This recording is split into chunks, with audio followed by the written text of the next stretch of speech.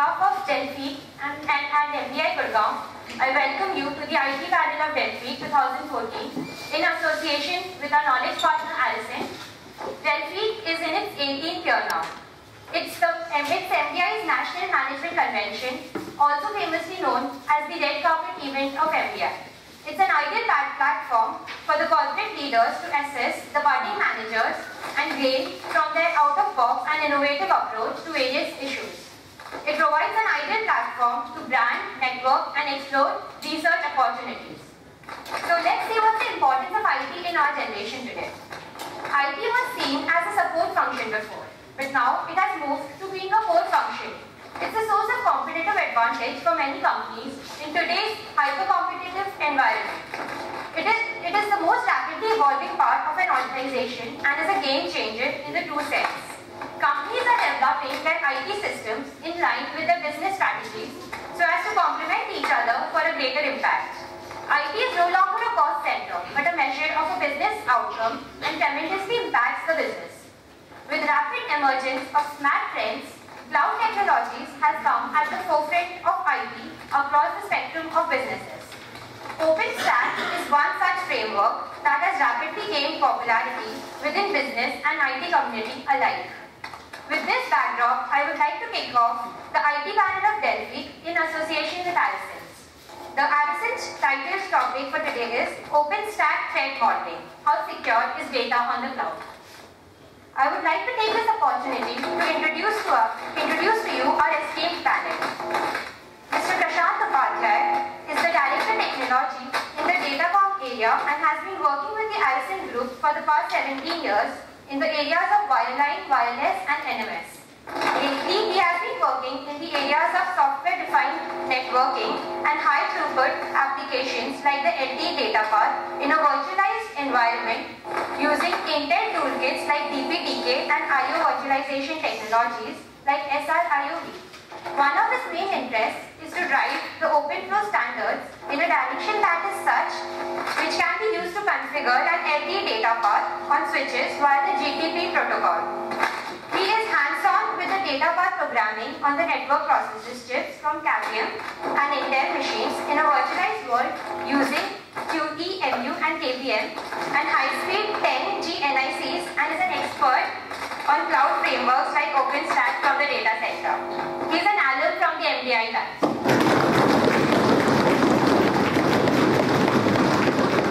So we welcome you on the panel.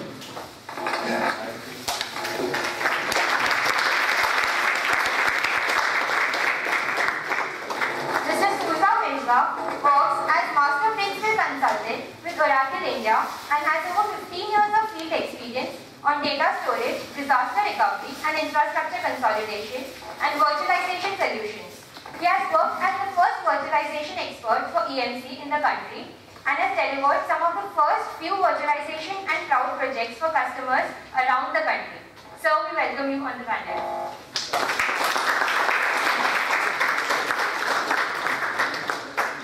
Mr. Jagdish Mitra is the Director of Mahindra Comviva and the CEO of Canvas M. He holds extensive experience in the areas of business development, IT project management and marketing in the global information service market.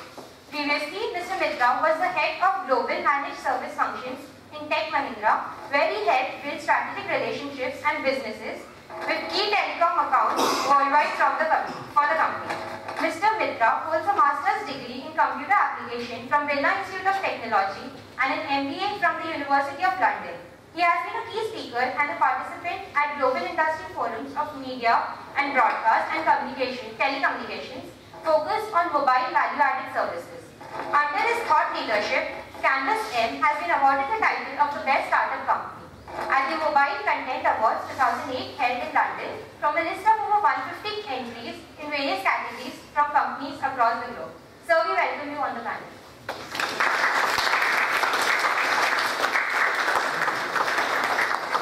That I didn't get admission into here.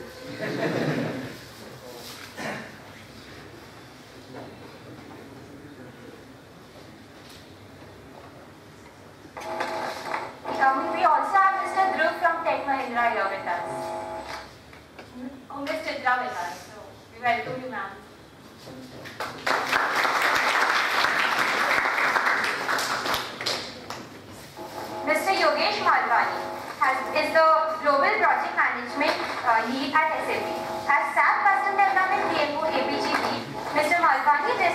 built for APJ-specific programs and projects, project management processes, tools, services, project compliance, project management training, project management methodology, rollouts, reporting, and also handles the alignment with other regional counterparts for regional and global rollouts for the SAP project management. The application of industrial engineering techniques such as process mapping, process re-engineering, process KPIs, and defining key success factors, analytics, and data mining are some of his key areas of focus. He specializes in project management, software development, operations, and supply chain management. He is an alum of NITI and is a project management professional certified by PMI and has nearly 15 years of diverse experience in IT. So we welcome you on the panel.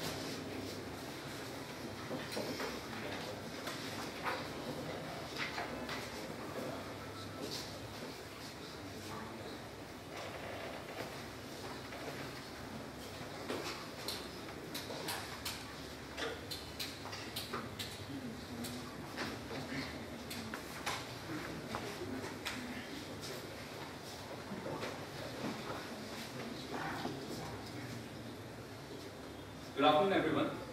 In the words of Sir Arthur C. Clarke, any sufficiently advanced technology is as good as magic. We are going to today discuss here one such revolutionary technology, that is cloud, and a specific product, that is OpenStack. The IT panel from MBI is going to discuss the topic, that is the OpenStack threat modeling, how data is secure on the cloud. The panel members include Samudra, Raghav, and Omkar, and I am Rishi. And how we are going to go about this presentation is, first we are going to introduce what is cloud as a framework. Then, some major security breaches that have happened in the past decade. What are major product of research, that is OpenStack, its architecture and the security vulnerabilities. Then we have done a small benchmarking with Amazon Web Services because they are the market leader in this particular field. And then we are going to recommend how and which cloud technology to go for. In order to discuss the introduction about the cloud technology, I would like to call upon Raghav. We look at what is cloud computing, and we have two kinds of definition. One is the general definition where all of us know it's like a computing model for enabling convenient, on-demand network access to shared pool of resources. That can be either network, server, storage, application, and services. And we look at how cloud computing has benefited an organization and also enabled businesses to improve. So why basically we use a cloud? The major reason is the horizontal and the vertical scalability that comes along with using a cloud. For example, I can give an inference, there's a building where there are a lot of rooms vacant. So we can talk about vertical scalability, in which we can improve the server till the maximum limit. And horizontal scalability is adding on more servers in the cloud so that we can improve upon the functionality and also the speed of a particular process. And also it is multi-tenant in its framework, and it's accessed over a network, and the major part of this is we can pay for what we are using. And it can be based on a weekly basis or a monthly basis, and this reduces the cost aspect which comes out in using cloud computing. And along with this, we get the security aspect which is affected. The data application resources in the cloud are not in control of the user, because of which there are many security breaches that are there in the organization. And also the identity management is handled by the cloud user. And now we come to the multi-tenancy aspect of cloud. Okay, just hold on. So I think you touched upon a very important concept, and I want all the budding managers out here to take some pieces from this. Otherwise this presentation will zip off, and what do you carry back home? So there's some bits and pieces which you should carry back home as a budding managers, regardless of whether you work in IT or not. Another important point is horizontal and vertical scalability. So as you mentioned, very good example by the way, that building you can only make a skyscraper which is as tall, right? That's the vertical scalability. After that you reach a limit. Then you have to kill the problem by replicating this building in a horizontal fashion, right?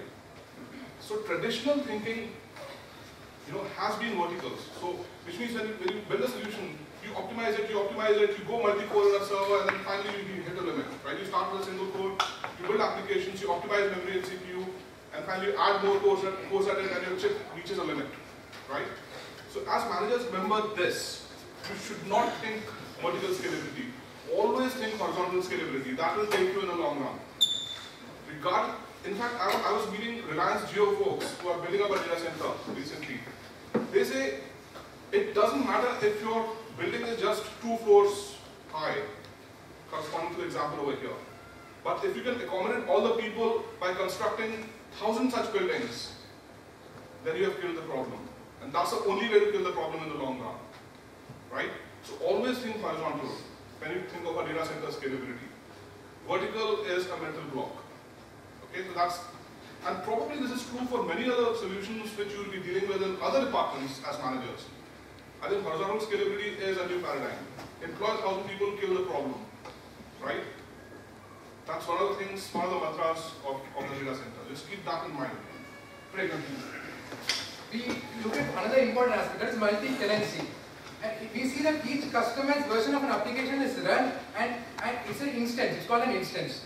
And instance 1, instance 2 is mapped to a particular tenant 1 and tenant 2. So this decreases the resource allocation, and also the process slows down. And if we look at the second, that is the same application is run, but with a distinct instance or customer. And this also decreases the resource allocation, and it's like it's a road where too many cars are crossing and congestion happens. And here, multi-tenant efficient model.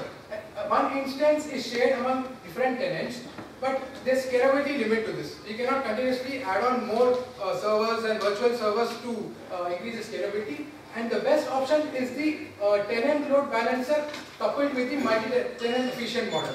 Here, the load is balanced among various tenants with some priority, like first in, first out, LIFO, and various other mechanisms through which it is used, and also it is scalable in terms of horizontally, you can add on more virtual servers. Now we talk about the cloud service layers and model. It's classified into 3. One is infrastructure as services, and we have platform as services and software as services. In infrastructure as services, the cloud gives the parameters such as all these databases and other infrastructure related to the user, where he can utilize it and come up with a business solution. And in the platform as services, the web services components are provided by the cloud. And in application, in software as services, various application is given, and that is the best form which is currently being followed. And a basic example that I can give you is the Salesforce.com, which uses this particular service as a software as service model. And the security dimension can be divided on 3 parameters. One is the integrity, one is the availability, and one is the confidentiality. These takes a hit in the cloud because the user data is not controllable. The cloud provider has the user data, so these 3 parameters should be taken into consideration whenever you are taking a particular cloud service provider. And now we talk about the conventional data structure as well as the cloud modeling data structure. In conventional data structure, we see that the office user or any particular user is connected to a LAN, and that in turn is connected to the database application data center, and overall these things are connected to the internet. And next we look at the cloud modeling data structure, where there are enterprise 1, enterprise 2, which have their respective LANs and users, but they are connected to the internet, and the internet is connected to the cloud provider. And the cloud provider has the application and databases which does the operations.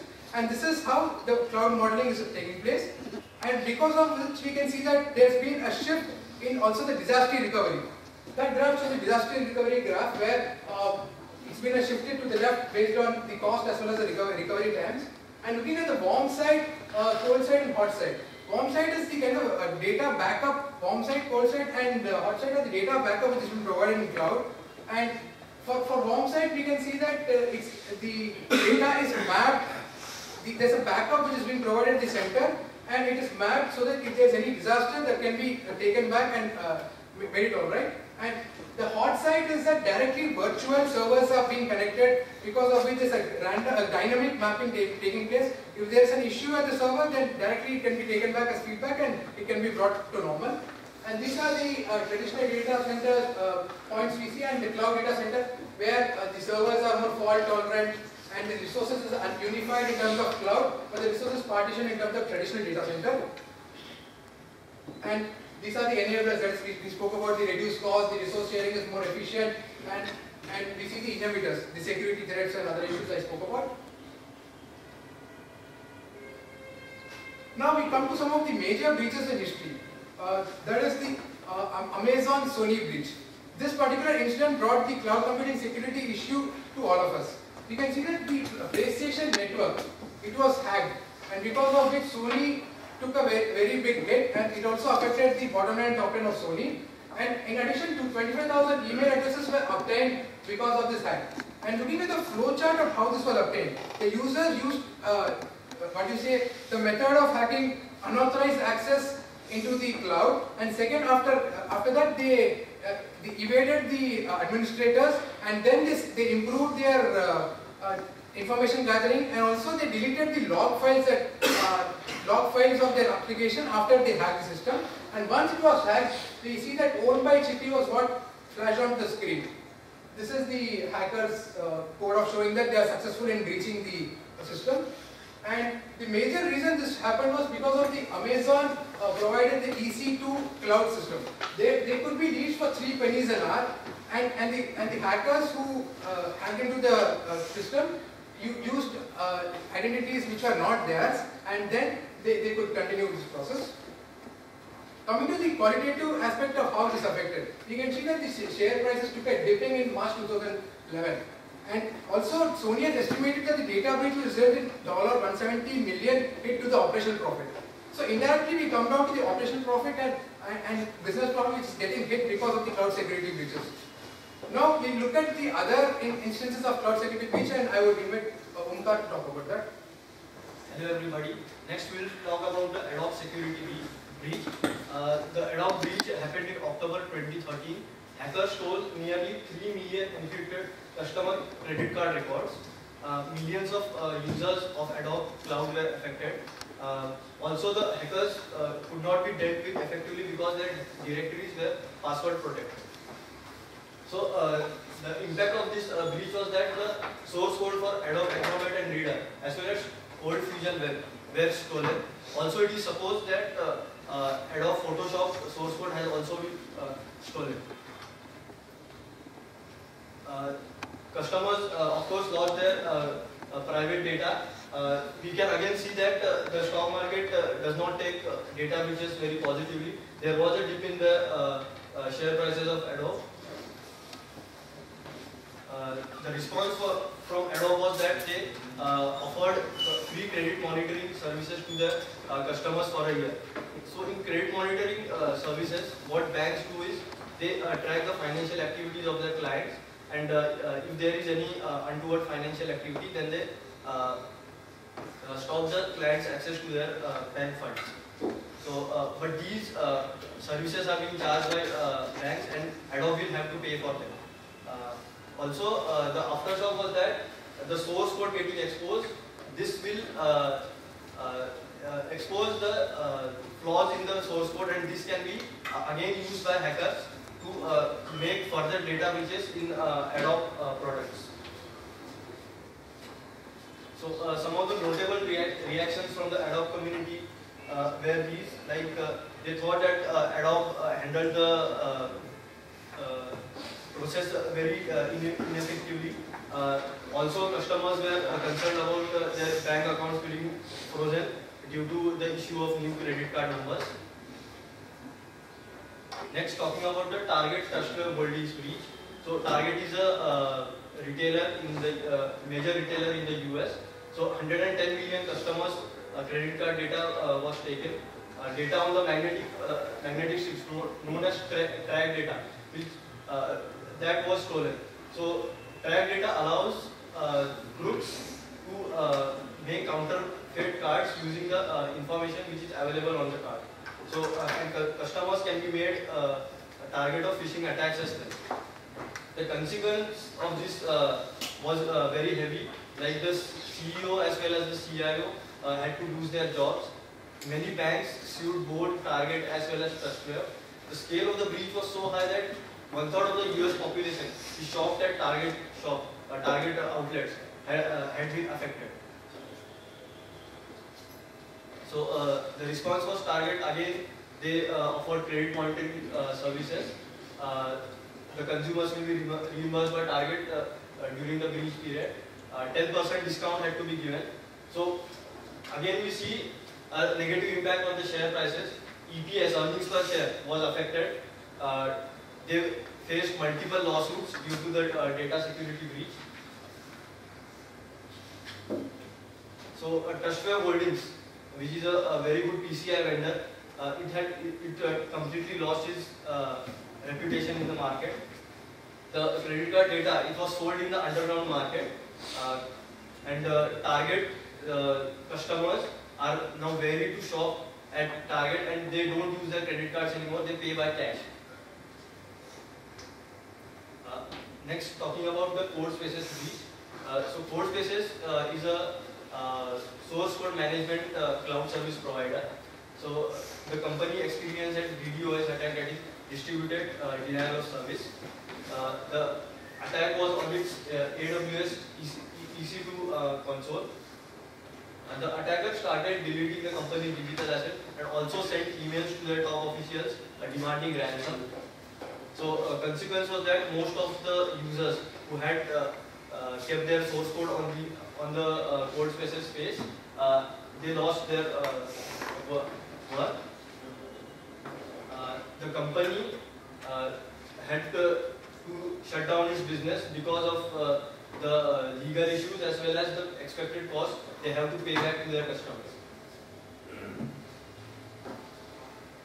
So this is the process how the attacker attacked the CodeSpaces arena. So the learnings from CodeSpaces is that the data should be backed on multiple clouds, public as well as private, and there should be two-factor authentication.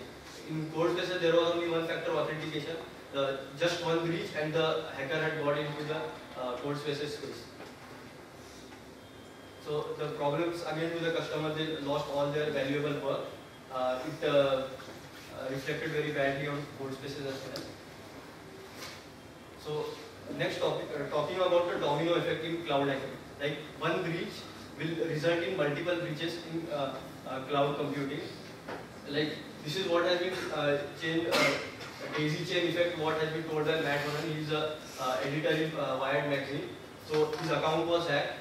His account in Gmail, Twitter, Apple, everything was hacked, and this is how the hacker's flowchart went to send racist and homophobic messages.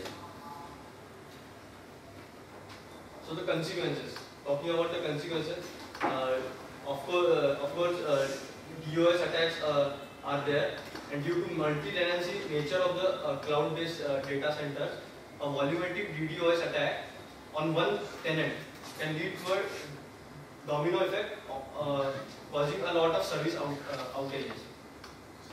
If massive amount of malicious traffic bombarding is done, it can severely constrain the functioning of the whole cloud. Of course, customer will face a loss of revenue, credibility, and also the aftershock continues after the data breach has taken place, like in the case of Adobe. So these are the attacker profiles. Simplest one are the disaffected individuals. Then the complexity rises.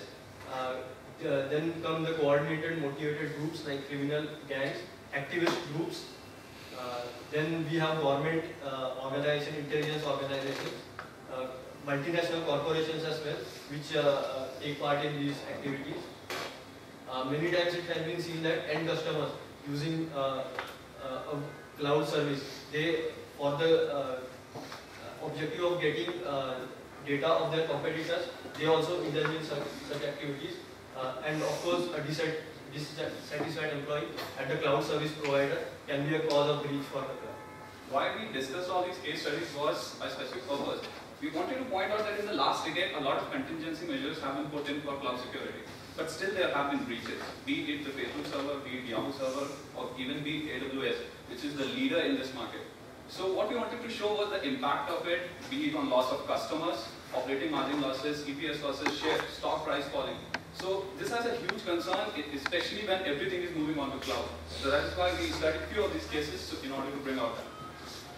I think this fourth bullet is very interesting and a little bit counterintuitive, right? So just wanted to highlight this one because a lot of the customers whom I am working for, they are actually very worried about this. So just read this fourth bullet again. And customers attacking their own service provider to access the data of competitors using the same service provider resources. Right. So let's say Tech Mahindra out here has made a public cloud. Okay. Now what does that mean? It means that the service is out there, and then I, as an end customer, would take one of my, I would rent a machine from the cloud, right? So this Tech Mahindra cloud would give me a virtual machine, which will be spun somewhere in the cloud. It's not visible to me, but it's spinning somewhere in the cloud, right? And I can access it, put my application over there. So if you look at it in the data center, somewhere there will be a physical machine, has to be, right? On top of the physical machine, there will be a hypervisor, which is a fancy name for a software, which can spin a virtual machine. So on the same physical machine, you can spin two virtual machines, more than two, and so on. And inside that virtual machine, my application is running. I see that virtual machine as just any other PC, for example. Now some other customer would spin his own virtual machine, and there will be several customers whose virtual machines would be running inside the Tech Mahindra data center. Now imagine the scenario. If everybody's workloads are running into this data center and I know that they are running over there, I cannot access them ordinarily. But if I'm an intelligent engineer who has done a lot of research on this hypervisor software and I know its vulnerabilities, then I can spin my own virtual machine quite legitimately, and since it's running on top of the hypervisor and I know the hypervisor vulnerabilities, I can wire my virtual machine, dig into the hypervisor, and go to the physical machine. Now that's not easy to do, but it's theoretically possible. And once I go to the physical machine, I'm into the virtual machines of all the other guys, potentially. That's what this fourth bullet means. Which means it's not just somebody attacking, your conventional own workloads, but the legitimate workloads trying to introspect. The correct word is called introspection. Introspecting back into the hypervisor and then, attacking the other legitimate virtual machines running in the cloud. So that's what this fourth bullet means. It's a little counterintuitive because it's like a legitimate virtual machine into the cloud, going all the way back and then attacking the others out there. How common is this practice? Well, honestly, I haven't seen this at the moment, but everybody is doing a proof of concepts these days for actual workloads. But, for example, when you actually land a serious software into, let's say, I'm working on LTE, non-trivial evolution, which is after the 3G. Now, I take my packet core software, which ordinarily runs not in the cloud, but I push it into the cloud, and somebody takes control over what my subscribers are via some other virtual machine back into the creative machine into my databases. So people are very wary of this, and the architects of the tier 1 telecom vendors are actually discussing this use case quite a lot. And guys, by the way, the fifth point is the most worrisome cause for all the attackers' profile. That's statistically proved as well. We need to be also careful about a dissatisfied customer in the data center who is allowing such activities to happen or himself doing this. That's also statistically We have included a risk matrix which takes care of all these statistical attacks. So I will be talking about the OpenStack architecture and security. So OpenStack was started off by cloud computing technologies founded by Rackspace Holding and NASA in 2010, providing open source cloud computing software platform for developing applications in both public and private clouds. So many large corporations and many large companies have invested and ventured into this project as of 2012. Like some of the big names include HP, Dell, etc. And all of the code for OpenStack is freely available under Apache 2 license.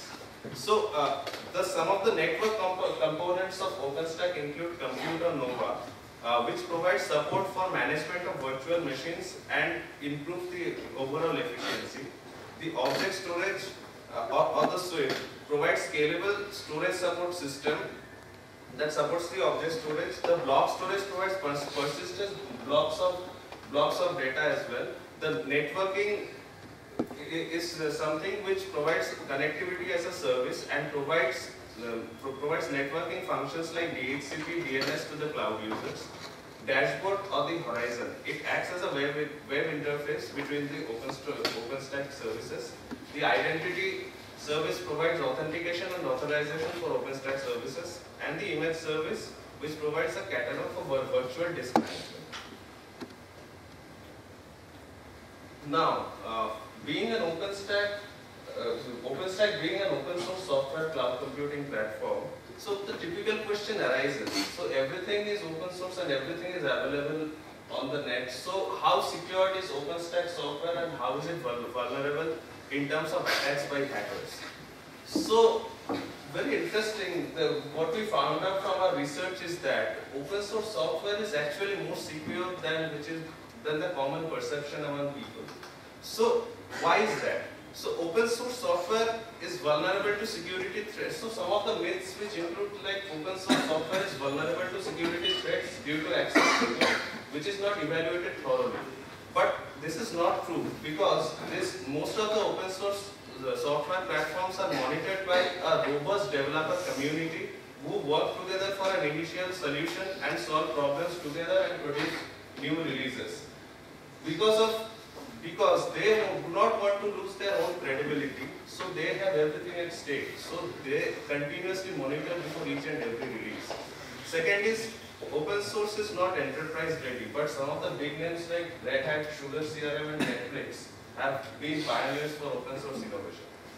So some of the people also believe that there are no guarantees of security and quality in open source. But again, that's what I said, open source developers are concerned with their credibility, and before each and every release there is a thorough evaluation system which goes behind releasing each and every release with appropriate credentials, sophisticated reviews and appreciation. So some of the security boundary and threats. So the four common domains include public, guest, management and data. So this public domain is entirely untrusted and we have no authority over it, and it's over the internet. So guest handles the instance data traffic, and computed data generated on instances on the cloud is handled by it. So this is mostly untrusted, but could be a trusted environment if private cloud practitioners actually have a lot of stringent monitoring and security policies. So in the management security domain is where the services interact and is referred to as the control plane. Normally it is quite trusted, but in OpenStack where there is a lot of things to be built upon, so the security is compromised in this management layer. So now the data security domain is concerned primarily with information pertaining to storage services within OpenStack. So most of the data transmitted across are with high levels of integrity and confidentiality. So these are some of the threat classification actors and attack vectors. So from the diagram we see the x-axis, we see the likelihood of attack, and the y-axis represents the complexity of likelihood to the exploitation. So the 5 groups that OpenStack has classified is script kidding or the amateur. Motivated individual. This motivated individual could be some rogue or some internal employee or some irate employee who has leaked the data or breached the security. It's a highly capable group of individuals. These individuals are normally not funded by anyone, but they are a group which tries to attack the system. SOC or the serious organized crime. These are groups which are highly capable people, and they are funded by external agencies as well to make the breaches. And the intelligence service. This particular, they are the most capable adversary, and the havoc that they can create is tremendous. So we will discuss more about this threat actors and their complexity in the later part of our presentation. So API endpoint enables bridging the untrusted public domain and the management domain. So some of the API endpoint configuration recommendations that OpenStack has suggested are the internal API communications.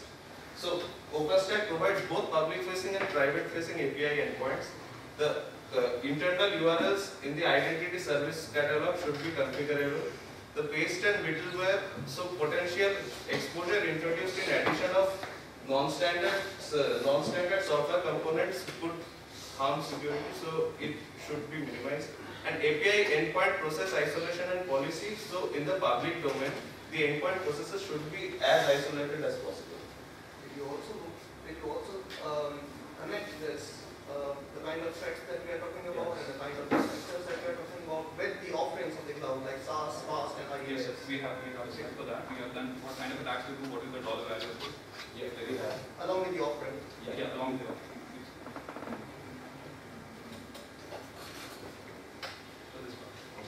So, in the deployment classification, there is the public cloud and the private cloud. So, public cloud is where we do not have any control and we do not have any authority.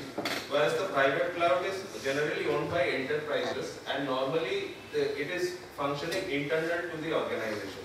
So, the employees are sometimes trained to how to handle this particular system for the particular private cloud, and what are the security breaches. Now, private cloud, the owner could in turn deploy things like technologies like data loss prevention, file inspection, deep packet inspection, prescriptive firewalling. So this increases the security more. But in case of public cloud networks, we do not have such control. So as I was saying about the threat actors, so I talked about the 5 threat actors like intelligence service, SOC, high capable groups, motivated individuals, and script kidding. So it shows that their capability is quite high in terms of creating a potent attack, followed by the low function. So one of the key thing that we want to highlight is the hypervisor breakout, which could normally begin at the intelligence service by intelligence service or SOC people who are highly capable in the initial phase. But the attack could be so crucial that over the period of time, it can actually be done by the other actors as well.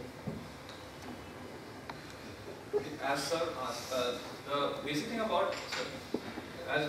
that we were discussing about infrastructure as a service and platform as a service, we have mentioned in one of the previous slides that infrastructure as a service is highly flexible and has a greater amount of control from the provider side.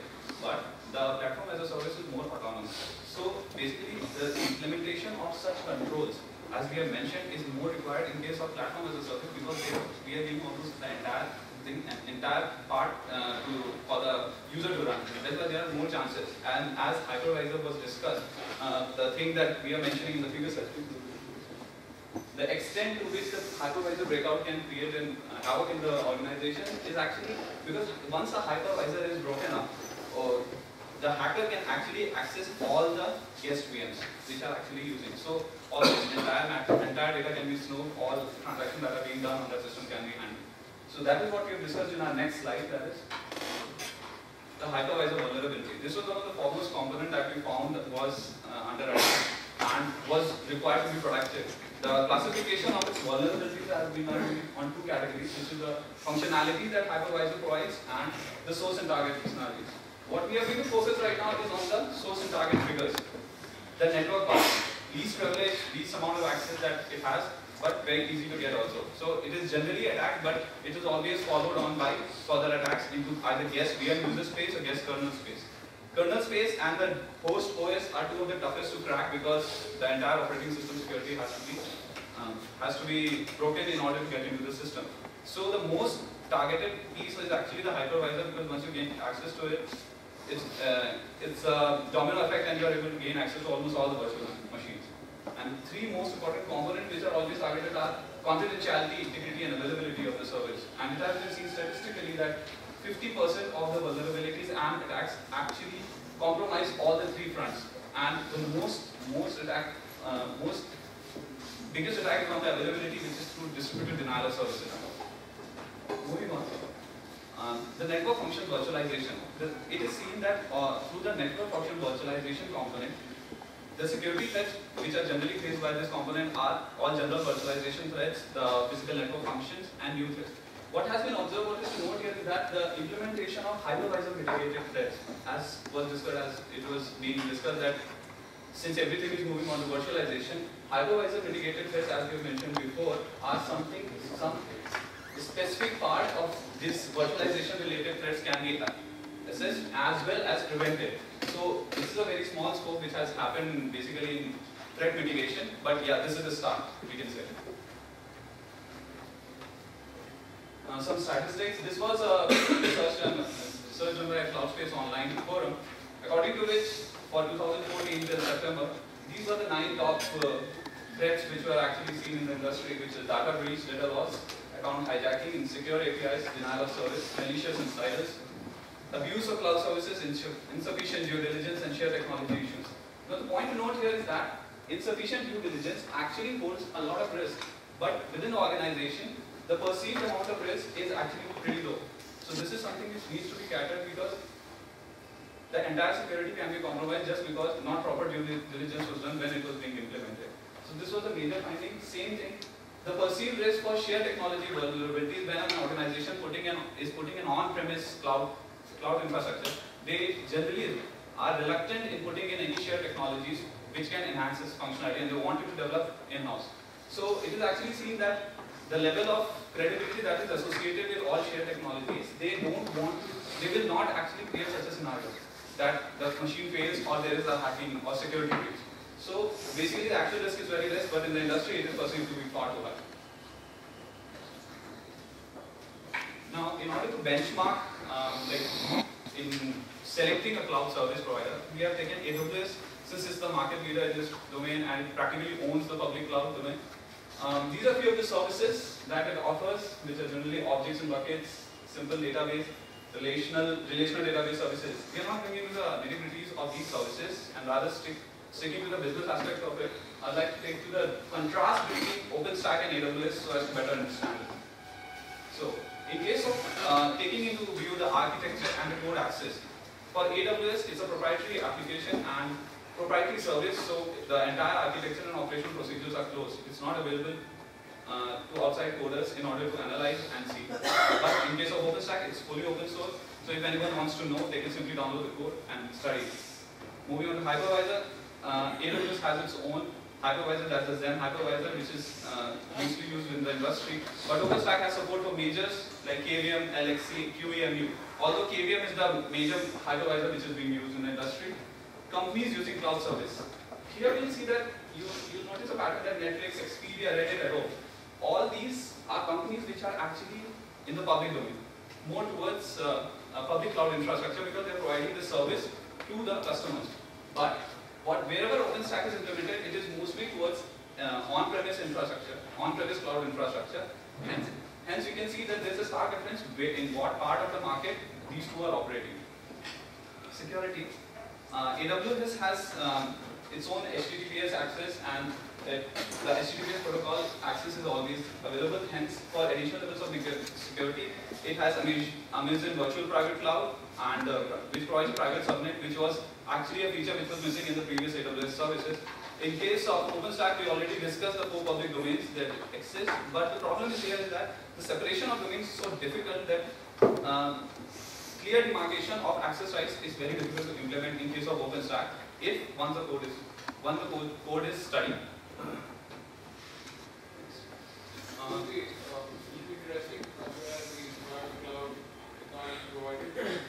Yes, sir.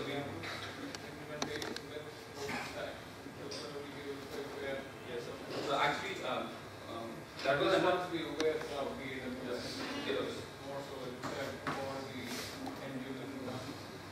Once we set it up internally, we use as a private cloud OpenStack providing administration layer. Yes. The competing technologies in that area will probably be from VMware. EMC actually acquired VMware for this. Right.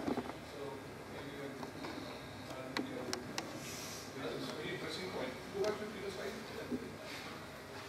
So here we have the hypervisors. So OpenStack supports many hypervisors, and amongst other things is the hypervisor itself, right? It's called the ESXi, if you're familiar with it. So OpenStack does support ESXi also. So what you do is you just use VMware as a hypervisor and deploy your data center using that hypervisor, and yet use OpenStack as an orchestration layer, as you just mentioned. However, ESXi, VMware itself has so OpenStack is a way to manage your data center, right?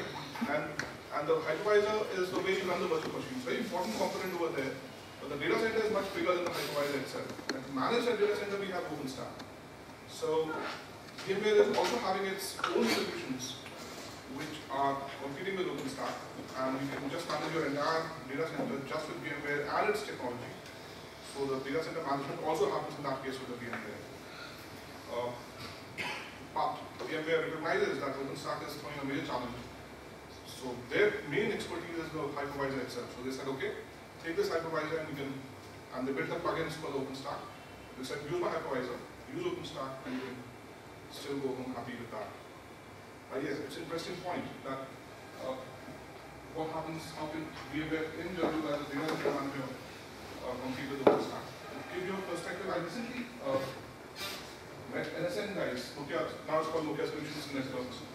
So they are actually having a VMware-based environment, and they're asking that can you convert it into OpenStack-based environment, right? So I saw a shift from them that they want the data center manager to come from VMware, migrate from VMware to OpenStack, and the first phase they want to retain the hypervisor as a VMware inside OpenStack, and then they say that I want QEMU KVM.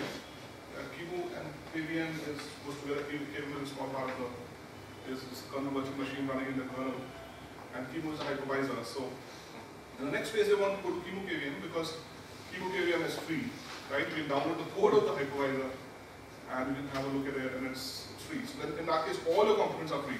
You don't have to buy the hypervisor. You don't have to buy the OpenStack, which is a cloud manager. You work with x86 machines, which are cheap. So, and then you do horizontal scaling. You can do only horizontal scaling only when everything comes cheap, right? Otherwise you cannot. So that's a little bit of perspective based on my experience. So I think VMware is going to have a major challenge.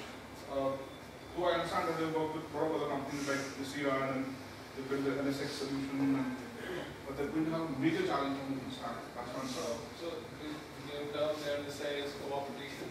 So there you find engagement partner with people. They say, oh yeah, OpenStack is cool that we should go OpenStack into it. In some areas, in some fields, they say, oh no, so-and-so services from VMware, per se, are better than OpenStack services. That would be a far more cool. We are enterprise grade, we are tier 1, technology for data center. So based on convenience, the dialogue changes. But the fact remains, VMware would, or any other technology provider or the pre-adapted technology companies would try and manage their own. And deliver it to robust service. OpenStack today gives us an opportunity to really manage multiple hypervisors from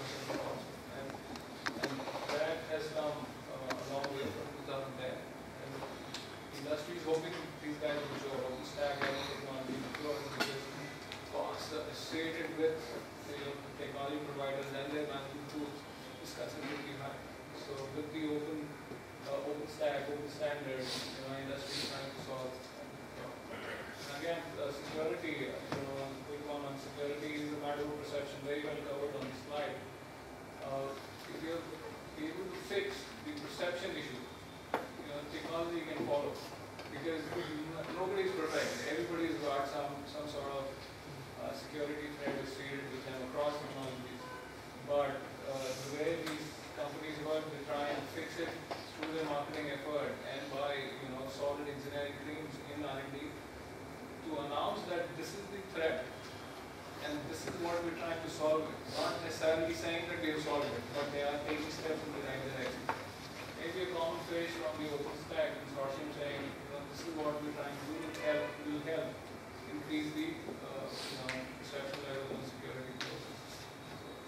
Also, once when the attacks started happening in all these companies, when they manipulated the situation, they understood. That's when they started taking R&D steps to improve upon the security. Initially, they were not really aware. The perception was there that this can escalate and have a domino effect, and they did not have it. But once when they realized that slowly and Amazon breach and many such breaches occur, then they started taking R&D effort to improve upon the security. Also about the discussion on OpenStack consortium, where you're saying the last one that happened in September and August. The thing was, one issue is also being raised, as you said, that about we are solving this threat. This is a security threat that we have seen in the past instances. The problem is it's not getting very organized. Like the attempt towards solving that threat is not that organized. So the problem is one person did a solution, another person did a solution, now it becomes messy. Which one do you use? Because the community although is shared, but the approach is different. So that is also one major issue that OpenStack is facing right now. Exactly, the challenges that OpenStack or the open source platform now faces are probably intangibles like personality of the developers. Suppose the whole community, in the community, the personality of the developers change, then this could have a drastic impact of what is the particular future of the project and all, rather than things like whether it is secured or whether it will be attacked by hackers or not. Normally hackers do not always attack the source code. They could attack the architecture or anything. So the main thing is the open source challenges are the intangibles that we have to get over this one.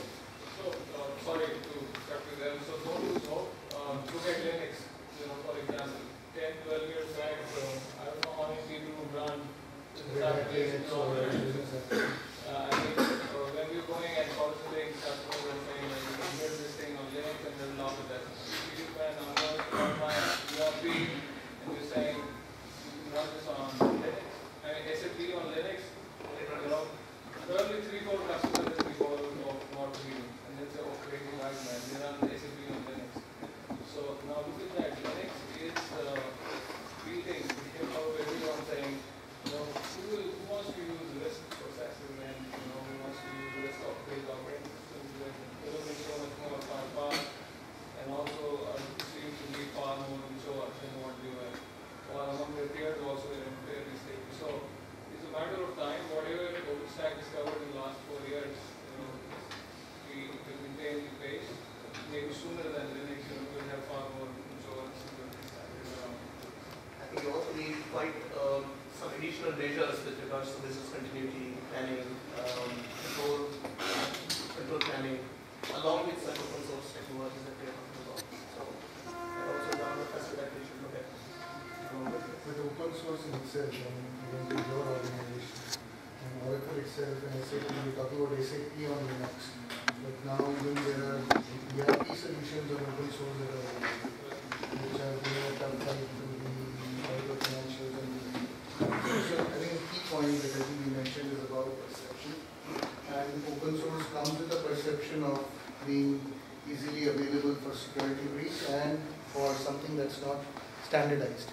So if we can get that consortium to go a little more stronger on this, and so and ensure that there are companies like AT&T and Ericsson and PayPal, which deals with one of the most important finance data, if you may, for procurement between peer-to-peer. And those are examples of great stories that OpenStack can take on board. Did you guys study anything which relates to the nature of the business that typically goes to AWS versus OpenStack? Is it?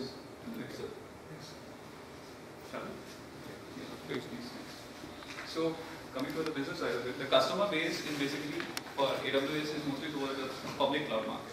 As we mentioned, the clients Netflix and other clients like Netflix, Expedia, Reddit, and Pinterest and all these are like cloud service providers to the public domain. So these are the major. And what this OpenStack has most traction on is the private cloud, which is the on-premise cloud infrastructure. Services, obviously AWS is very old and has evolved a lot over a period of time, so it has a huge amount of services. And in terms of features and functionality, is far ahead any of its competitors right now. But OpenStack, since it's just 3.5 years old, so it is still having few services and it's still in its evolutionary mode. Third-party tool, as AWS again evolved product has thousands, and OpenStack is 1/10 or around 1/20th of the third-party tools associated with it. Core contributors. Now this is the main part where the consortium comes into play, because AWS is developed by the coders within Amazon, but it has OpenStack has over 10,000 strong developers. Exactly, this last count was 11,039, spread over a span of 100 countries. That's a huge area from where we have to aggregate the code and then bring the services to the customers. Now this becomes one of the biggest challenges that OpenStack is right now facing, because it's making the entire coding effort messy, as was also discovered by a lot of researchers that was done. Evolutionary speed, again, OpenStack is still evolving. Yeah, we have done a small cost comparison actually. This was done by Metacloud Firm, which also is a cloud service provider. According to them, since the firm can deploy its own servers, the cost difference can be pretty obvious here. You can say that it is $230,000 for 40 servers with 5,400 per server. Now, the configuration will be this. A similar configuration on an Amazon Web Services provider, we'll have to buy a license for that, and for reserving it will be $602,000 with 460, $976 for a VM instance. Now we have taken for a 3-year period, the total amount comes to $1,852,000. Now that's a huge difference in the cost that is actually incurred by the organizations which are using the Amazon Web Services. Now, which cloud to choose? Now this was the question that you raised. We can say that the selection of cloud services is basically on what kind of deployment we are doing, whether it's enterprise cloud deployment, public, private, hybrid, which kind. So AWS owns the public market. Although there is no competition from other service providers, and it's very difficult to unseat a leader in this, because the technological as well as the capital investment required in order to unseat the leader is huge, and OpenStack being open source is not that well capital funded. So this creates a huge challenge for any newcomer. Now, how OpenStack comes into the picture? What OpenStack's main goal was to create an open source cloud infrastructure software that will broadly be available on public and private clouds and be capable of scaling efficiently on inexpensive non-proprietary hardware. It comes with facilities like solving like 11,909 contributors, meets the requirements of increased agility, eliminating shadow IT, which is the vendor lock-in, which is one of the huge concerns with all the organizations taking AWS as service provider, covariant workload usage, as well as the consolidated distributed IT organizations. Now, there is strong support for other platforms also available in Amazon. As we'll see in the next slide, that the maximum support that OpenStack provides to any other third-party service provider is Amazon actually. And it is designed to scale. The scalability problem is hugely solved with this, and the community is still motivated towards innovation and speed. But what we see is that, as we had discussed before also, that the crowdsourcing effect is a tremendous leverage for OpenStack. But the problem is it makes this rapid pace is also making it a bit messy, and there are stability, compatibility, as well as code quality issues, which are surfacing as and when organizations are implementing OpenStack. So as far as our recommendation goes is towards that OpenStack is fit for organizations which want to relieve themselves from the heat which Amazon Web Services is creating on the cost structure, and can afford to wait for OpenStack to actually reach its potential as a complete private cloud service platform. Since the development velocity is huge right now, and there's still motivation for innovation in the field, and firms like HP, Rackspace, as well as Red Hat, as you mentioned, are having huge bets on it. bet on its development.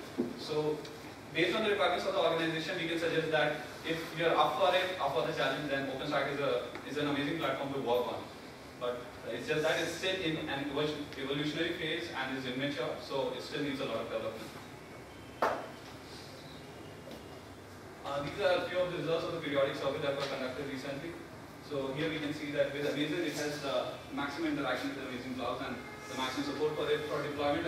Right now, it's majorly in the on-premise private network only, very limited public cloud implementation, IT and academic usage is huge. The point to note here is also that on business drivers, ability to innovate is rated as the biggest feature of OpenStack, which is actually bringing it into the market and letting it sustain. Thank you.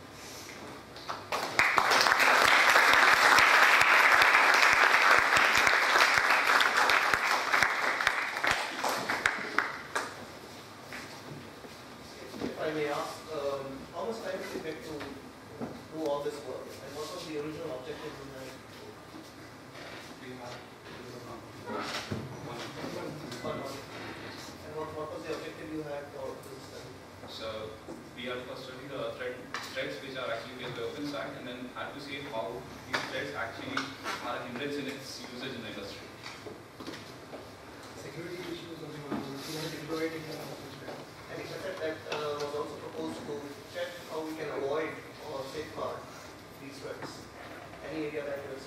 Then we had one slide which had few of the action that can be taken. So it was part of the objective.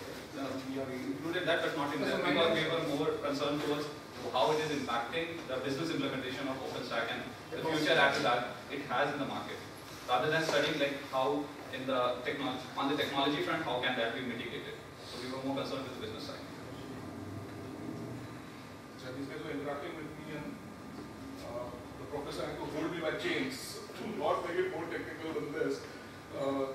I was tempted to go deep into this, but naturally I understand this is an MBI, right? So therefore we have to restrict ourselves to this a little bit. Did you get a chance to talk to some of the users?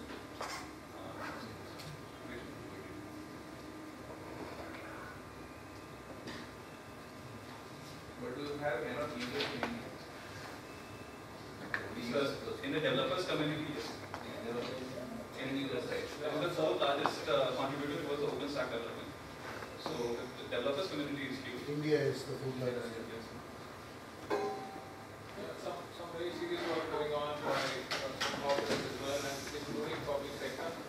So bring me to the quick one on adoption of standard technologies versus open source, OpenStack in this case. Depends on which where you are in your cycle of releasing a product or starting a business. For example, if you were to, you have an idea and you really want to quickly put it to action, you are a retailer, for example, you really want to put your website up and start earning money. Do you want to put a team of professionals who are going to integrate your cloud or your site and everything else with OpenStack, or you just want to hire it from AWS and start working? That's the business question you will have to answer. Internally, while you mature, using technologies, SaaS technologies, be it private cloud technologies or likes of Amazon, you may want to decide maybe 1 year, 2 years down the line to really bring some OpEx efficiencies. You may want to start out this stack project and say, well, now I want to start optimizing and make sure that part of my profits don't go to Amazon, for example. I want to keep them for myself, and that's where you start this journey and over time land commercially viable and secure business model. So depends on which side you are and where you are in your business. That's also the feedback. So from the business perspective, you also need to have, or you always aspire to have more control on your processes, on your data, on your software that you are deploying. And some of these deployment strategies that we have allow you to lose or ask you to lose a control. So you also need to be careful about to what level of or what extent of control that you should have on your business, on your infrastructure. And then based on that, select some of these combination of the delivery methods, technology, software, etc. please come out to the dance. I think it's easier for you. All of us? I thought you were saying.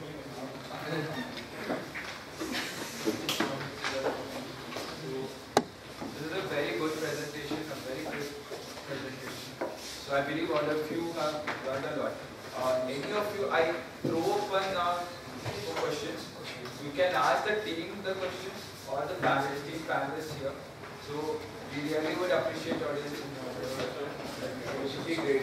Any of the panelists will be glad to address the questions. So it's nice to be on this side of the class, you know. That's a better It's like responsibility. So, Professor, that's how it feels. Okay, interesting point made by both colleagues out here. So, one of the things which I would mention out here is how do you choose a cloud? For example, it was just now, it was mentioned that part of your profits should not go to Amazon. But then, if let's say you're an entrepreneur and bringing up a small company and you don't have the wherewithal to manage your own data center, and then there'll be upfront costs associated with the team who's managing the data center. So it depends on the use case as well. Imagine you're a telecom company, let's say Bharti Airtel, and it wants to go into the world of NFV. Now as managers, you have to deal with this term again and again, NFV. It came on the slides also. So you must have seen it in the newspaper also now, NFV, right? Are you guys intuitively aware of what is NFV? Right, so I wanted to make you intuitively aware, those of you who are not. NFV stands for Network Functions Virtualization. Now traditionally, what is a network function? A router, let's say when we access internet from here, so the data goes from this PC to somewhere in a box called a router, and from that router it goes to the internet, right? So this router, okay, you may call it a router, right? It routes your packets from here to the internet. It's a network function, and it runs on a box. Right? There's no virtualization involved over there. It runs on a box, which is a proprietary hardware, let's say from Cisco. It's got proprietary software running on that, and it's a network function. Okay? Now what people are doing is, they're saying that we don't want to use proprietary hardware, we don't want to use proprietary software, we want to take x86, which is a commodity hardware, right? And we want to spin a hypervisor on that with Linux, and then we want to spin a virtual machine on that. And this virtual machine will run software which will do exactly the same job as that DABA out there. So you've taken a network function, you have taken it to a virtual machine, so you've virtualized it, and it becomes network function virtualization. Okay? Now, this was just one example of a network function. Bharti Airtel may be having various network functions. Right? And if they want to migrate that into a data center, then they have to use OpenStack. Why? There are two reasons. First of all, they have the wherewithal to manage their own data center. And secondly, when you virtualize a solution, you lose performance. You probably won't be as good as the box which was earlier running, just running asunder with all its capability in the hardware and the software. No virtualization, no hypervisors, nothing. So you lose performance. So you come back to the virtualization, Airtel will be able to do that, but to gain performance, you need to have full control of your cloud, including a hypervisor, including your Linux, including that box where the virtual machine runs, which is called a compute node. Now that you cannot do in Amazon, can you? For you, it's just something in the web out there. But over here, if you have your own data center, you can do all those optimization techniques while doing network functions virtualization, and yet get the same performance, or maybe 99% of it, right? So that's another factor which should come into play. So you understand now what is NFV? Yes. Okay. That's one of the factors. Any other questions? We'll be glad to answer. You've got a... So I had a question. Yeah. So you just mentioned about network functions virtualization. With this private VLAN, EVLAN will come under this, like with when it is implemented as software. You mean the virtual VLAN? Yeah, VLAN. Interesting question. I don't know how did it pop up in your mind, but it's an interesting question. Let me answer that. Let's see if it answers your curiosity. Okay, let's say you have a data center. Let's simplify the data center. You've got two physical machines, okay? Let's call them M1 and M2. And let's say on each of the physical machines you're running 10 virtual machines. So let's call the virtual machines running on machine M1 as V11, V12, V13, V13, V110, and on the second one, V21, V22 till V210. So you've got 10 virtual machines out here, 10 virtual machines out here. Now let's say I'm an end customer. Now I've got 5 virtual machines allocated to me. And say you are another customer. And let's say you've got 15 virtual machines allocated to you. Now your 15 virtual machines could be any one of these 15. And they could go across the physical machines also, right? It could be 7 out here, 8 out there. For example, in my case, my virtual machines, there are 5 of them. 3 could be out here on this machine, 2 could be out there. So the network traffic which goes between my machines, because it's my network in the cloud, right, should be isolated from yours. Otherwise, if I'm doing some packet processing over there and those packets also start going to you, and it's quite likely because you're running on the same machine, if you don't take care, then you'll be able to observe my packets and, I'll be able to observe yours. So what you do is, there's a technique in networking called the VLANs. So what you do is, it's basically it's broadcast traffic management. So all my machines will be managed by data center into something called a VLAN, or virtual LAN. Okay?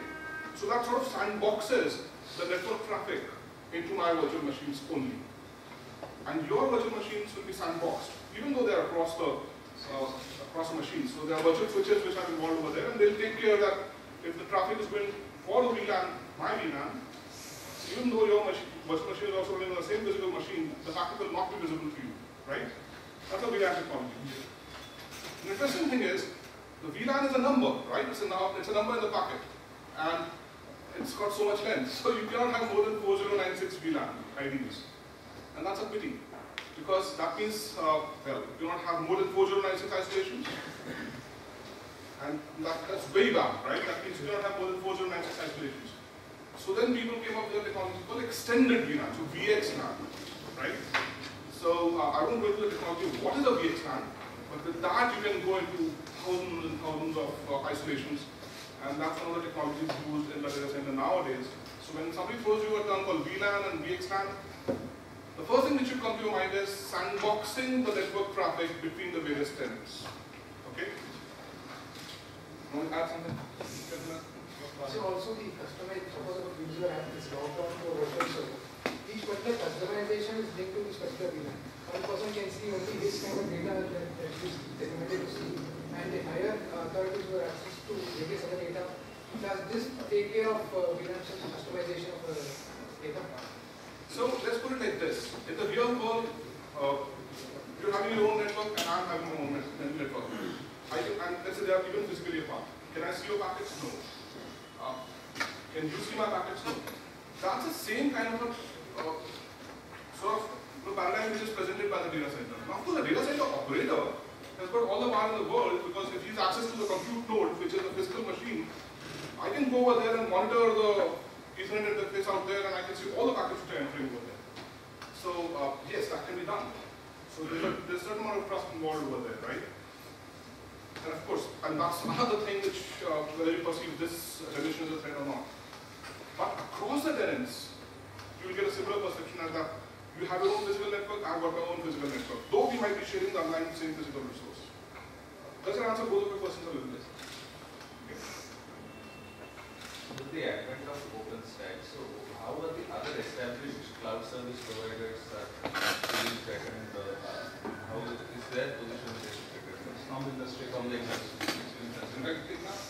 Yes, I mean extremely. I mean there is a big threat. Because suddenly somebody comes up and says, I can do all this and I can do a lot more than this, and I'm not going to charge you for that. So it puts all businesses, all established businesses on hypervisor and cloud computing management layer under threat. And hence the, since you mentioned advent, the use of the term cooperation.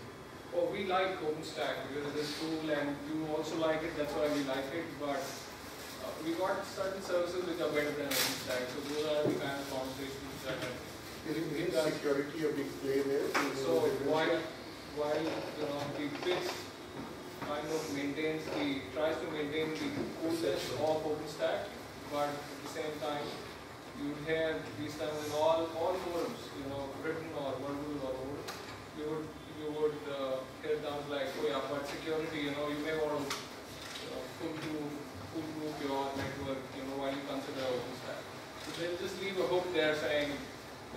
very cool, it's very nice. It probably is business grade because it won't motion with so many thousands of developers, and businesses really liking the idea that I'm not restricted to a proprietary technology. I can go ahead and implement hypervisors and also orchestrate different hypervisors from a single console, which is, you know, the UVE orchestrator which is available under OpenStack. So everybody likes it, but businesses, you know, feel threatened, and they want to work with OpenStack as long as they can charge for it. So supported versions of OpenStack will start coming in. There are some things that are already there. Something like Hadoop. Hadoop was free and Hadoop was fantastic. Everybody loved Hadoop, but people were really scared adopting Hadoop, saying, I don't know what will it do in my network. So then there were these supported versions of Hadoop coming in from technology providers, which lowered the barrier to adoption. Everybody said, well, Hadoop is scalable, you can use commodity gear and scale out. At the same time, we have the backing of the technology providers, saying, support you, it's secure, go ahead and do it. So that's the stage where OpenStack and OPS will be hypervised. I think the big difference is that if you have a consumer service coming into play, I doubt if too many people will sign up for this site. Because as Prashant was also mentioning, that at the end of the day, and that's true for all of you folks here, when you run businesses, if you start up companies, if you start doing this, how do you choose a different right? Versus what do you need to do versus a new product versus this. So your focus can't be on, what is the world of open source because it's the right thing to do, but what is right for your business. And if that's right for your business, then I doubt if there is a bank or anyone who would jump onto this business because their consumers' data is going to be on the cloud. Even though you have situations like Sony or whatever. But in spite of that, the Apple Cloud, in spite of whatever happened with the Apple Cloud, it's still it's the most trusted place to put data on. So I think like what has happened with Linux, where you need a brand name like Red Hat to come at the back of it and build it and invest on it, and so that you give business a comfortable feeling that tomorrow if I call for support, there is support. But then there are companies like AT&T, because we work with AT&T closely, and then there is Airtel and those mentioned, who are offering this as a service. So for them, the cost and the flexibility of this software is extremely important for them to be running as a business. Right? So they're going to offer this data center as a service to their customers, small and medium, where they take the responsibility. But tomorrow Flipkart wants to do something. Its business is to run its business. So it will not take that chance of going into a non-tested, or rather one where someone comes in and says, it's people like us actually, who are system integrators, who go in during this solution discussion and go and tell them that everything's fine, but whom do you call? If something breaches on the security, one of those 10,000 developers, or you call us. So that's the difference. Just to add, from the business application perspective, we SAP have cloud solution, right? It's always a comparison of on-premise and cloud. So we have to have lots of convincing to the customer that hey, cloud is cheaper, cloud is secure, it's SAP behind. And now we are talking about something, cloud on cloud kind of scenario. It's a little bit more hazy and more insecure, I would say. Yeah, that's why the beautiful OpenStack inside OpenStack. You deploy a data center with OpenStack, and then you can run OpenStack inside that. So, I mean, that's reminds me of the movie called Inception. So, but I think correctly pointed out by the panel out here, I've been working with customers like HP. So HP is, and then Miraculous is there. So HP is bringing out its own product called HP OpenStack. That's how they give you on, and say that you deploy this, it will be free. Then Miraculous is having its own releases of OpenStack, which are carton releases, easy to install.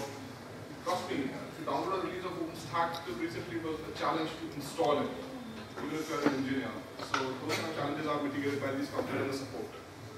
And I mentioned Reliance Jio earlier, so they have adopted OpenStack so far. And they're building a data center which will be competing with AWS. So, and you will get a virtual machines as customers from Reliance Jio, and they will be using OpenStack in their data center, right? So, and they're making a huge investment of $1 billion in their data center, and that's something exciting. So, we could be having our very own data center which will be using OpenStack coming from India, competing with AWS. let's see how it goes. I'm looking forward to it. Some of our engineers are working with Reliance Jio to help them with the OpenStack work. Just to, what Sushant just mentioned, and also Sudha, that recently we had a RFP tender for data center infrastructure for one of the big clients. And in tender we have mentioned that we can provide, we did not write that it has to be proprietary solution. We can provide any kind of open source solution also. But the services have to be granted by the system integrator. And we invited bid from 3 major IT infrastructure service providers, HP, IBM and Oracle. And in the bid, there were a lot of discussions and query coming from one of the IBM particular. You have to remove this open source or open stack kind of specs. And then we discussed, because most of the public sector and government are propagating that we should go for open source. And we debated like, what is the risk? And even security software, which was bundled by some of them, like HP and others, that was also coming from open source. So we had, said this SLA is there, and it has to be granted by the system integrated service provider. Therefore, and then we discovered that we didn't agree on any of the proprietary restrictions. Like either you can do proprietary or else open source. And we found that because of the software cost, it was 20 to 30% cheaper to get the data center in the 5 years. Yeah, on open source. And SLA remains same, SLX remains same. And just keeping one parameter, that is, you have option to also provide open source with the SLA granted. And then that is how we could see that HP was the winner for that system, infrastructure. It was infrastructure as well as platform both. Only software, of course, was SAP. So that was separate. But the data center was basically infrastructure and platform in the service. It was not as a service, it was basically on premises. But with open in a stack, like we said, anything open, whether security or infrastructure, any software. So what does it say? That is, if any software which is supported by, commercially supported by any system integrator, any third party, that's the trend where I think where the Linux started, and today it has become a major market player.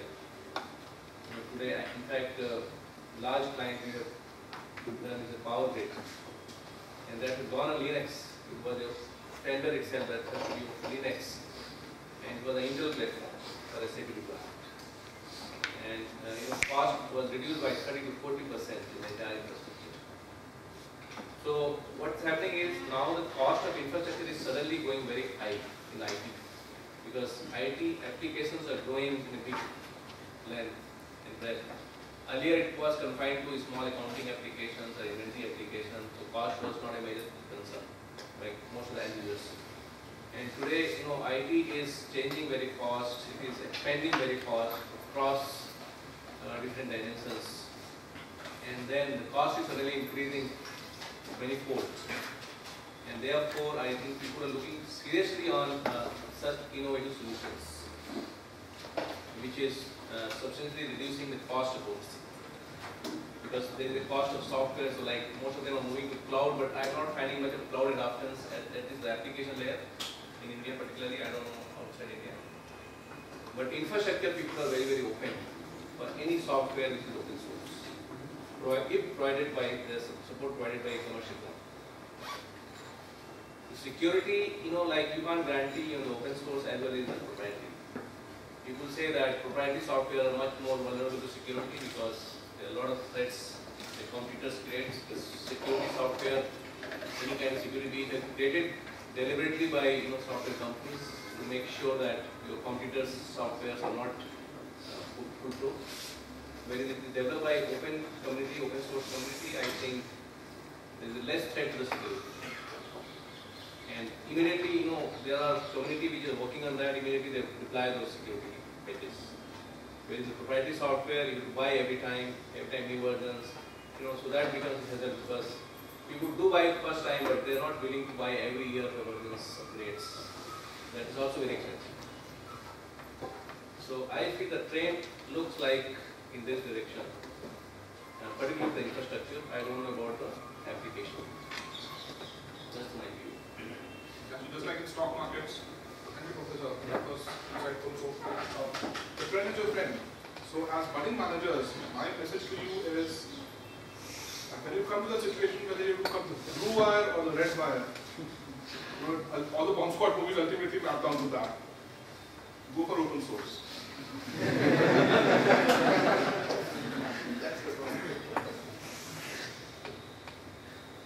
In your study, try and include GRC integration within OpenStack. Governance, risk and compliance solutions, one is OpenStack. That's very interesting because from compliance perspective, you have to have an event log of everything and the ability to really see it on a real-time basis. So GRC, real-time analytics, OpenStack, how do they work side by side? That will be very interesting, and somebody is really staying wrapping this, with OpenStack. Even for cloud, logically it looks, when you go for cloud, you are actually using multiple software, a large number of end users. And if you go for a proprietary based infrastructure software or any other software, the costs are going to be very poor for the service provider. And if whenever there is a competition, I am sure they will stick to open source. Right now it is not a trend because I think that's what they presented, but I feel even for the cloud, if there are multiple service providers competing for the same cloud, say there will be a lot of, that's what we are saying, GRC, like a lot of risk compliance in terms of security, compliance beats. For example, how can you use my software without taking license? So there may be limitations of access of use of many softwares. So that also will become a constraint in cloud if you don't go for open source. So logically it looks like that's the trend, even in the cloud. But right now, what the data is showing is just reverse. The Amazon and all are not using it. OpenStack. So that goes against the logic. I don't know. Maybe in the future it will get corrected. So another dimension is that if you come down into the cloud, particularly in the hardware, right, which is running. So right now, when you say hardware, it is synonymous with x86, right? When I say hardware, you assume it to be x86. When I say commodity hardware, there's more x86. So this is creating a problem for the other chip vendors. Now we have Cavium, we have ARM, and we have LSI. These are hardware manufacturers, right? And they're very worried that everywhere there is Intel, which is even a power of Intel. Commodity hardware is equating with Intel. So ARM, for example, have been in touch with us and they say that we have come out with a chip which is the server commodity hardware. Usually ARM has been on the small handset devices and processors over there. But there's a flutter amongst the chip vendors and say that they want to uproot Intel and they want to bring in their chips, which should be considered as a commodity hardware. So Cavium has come out with an ARM V8 64-bit. And ARM doesn't directly manufacture the processors, so it is utilizing all the chip vendors, Freescale, LSI, Cavium, and ARM is coming in a big way. So just keep that in mind that in the future, you'll have a choice of the commodity hardware. And I think it will be a toss-up between Intel and ARM.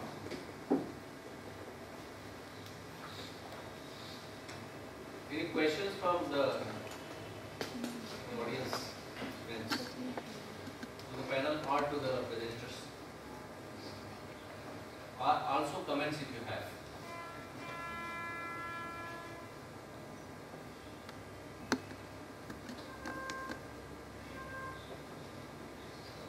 Some of our other members from industry who are here, they would like to give any ideas on this. Yes? Would you like to say? One is very for budding managers kind of in-depth study, especially in terms of understanding technology, how it correlates with business. I think that gives a good perspective, and I think that's the way to go. That's what we end up doing.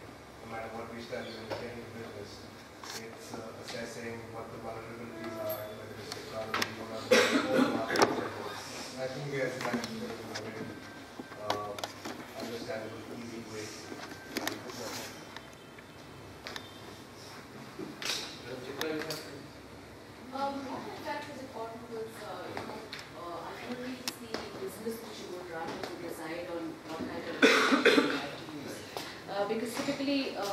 like Mr. Mitra also mentioned, if you look at the Indian banking industry, we're so regulated and so prudent, because I would comment on that because I'm from the finance industry. Whether we look at a software today, if you go in for any kind of infrastructure, an RBI or a regulator would want to know exactly from where you're sourcing, what you're getting.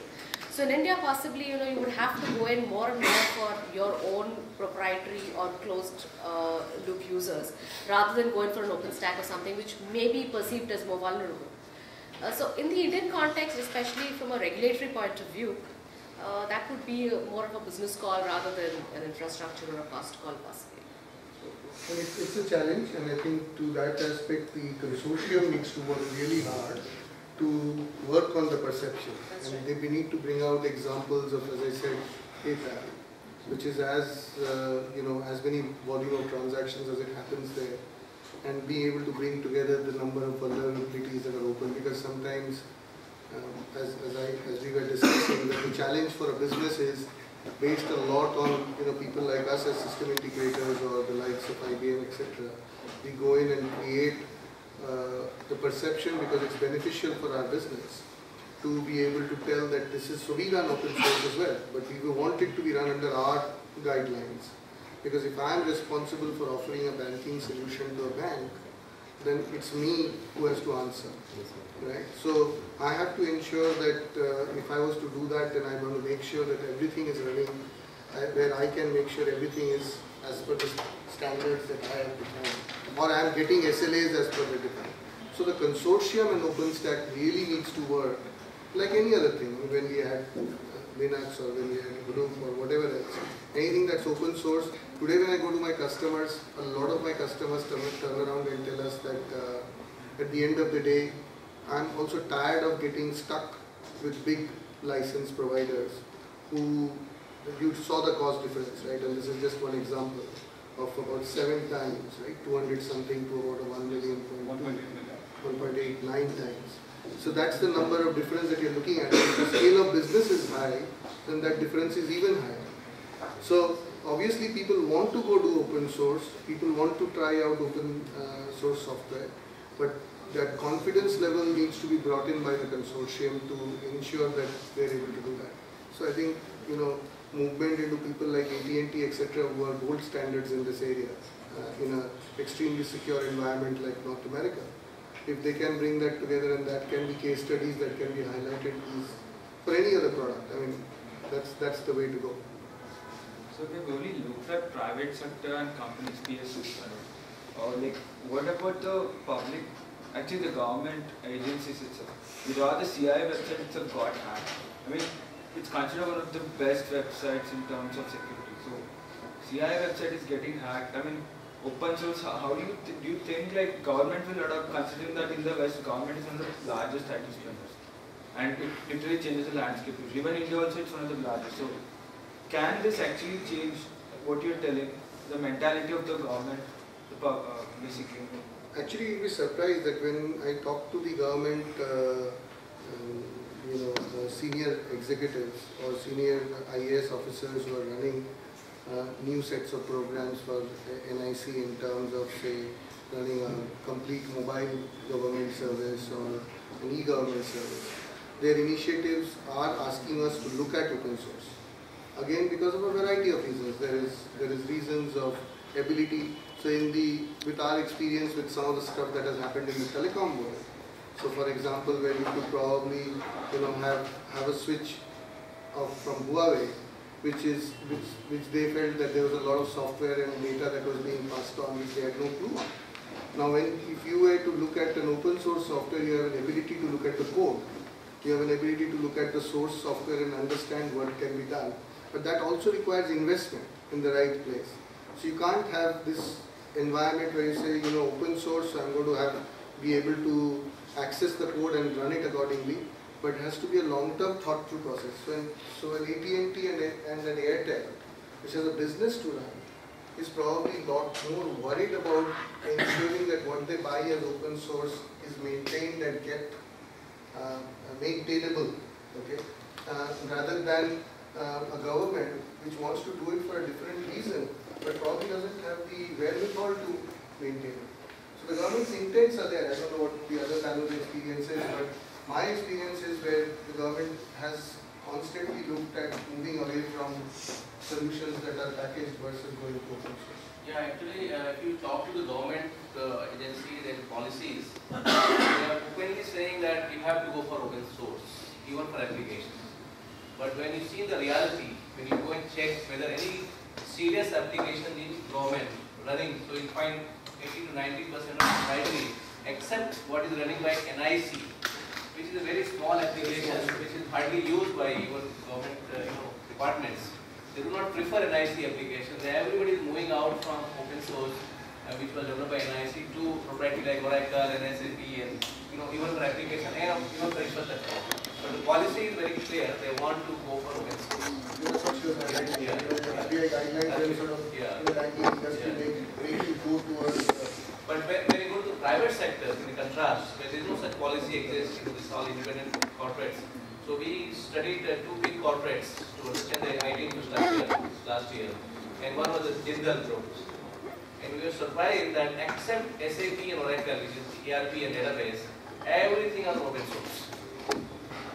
Everything, including document management, was open source. The Jindal Group. And there are many other corporates who are moving out because of the cost factor and innovation. And the reasons they have given that open source are much more innovative compared to proprietary. Because it is every day the open source community are working on that, new versions are coming, and I can experiment many new things.